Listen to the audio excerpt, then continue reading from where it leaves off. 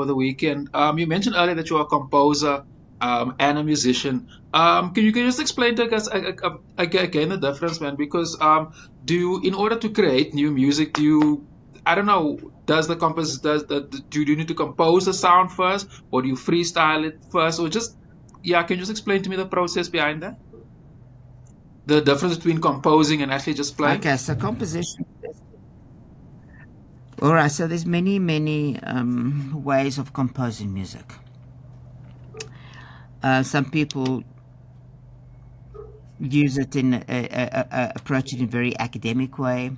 They've learnt formulas and they use formulas to compose music.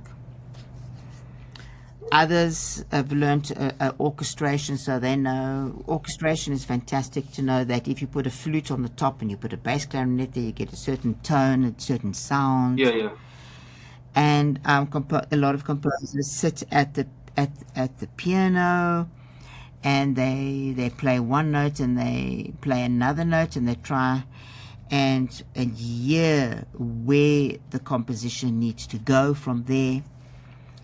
Others, like myself,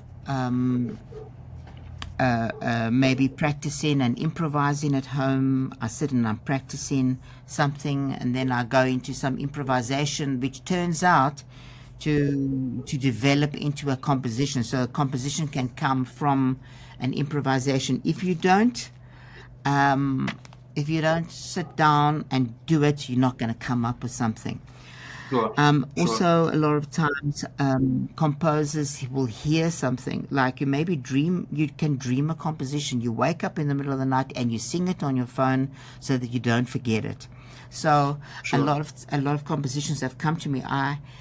That's something you can't teach. How do you teach composition sure, when you just hear it in your head? That's a natural sure, gift.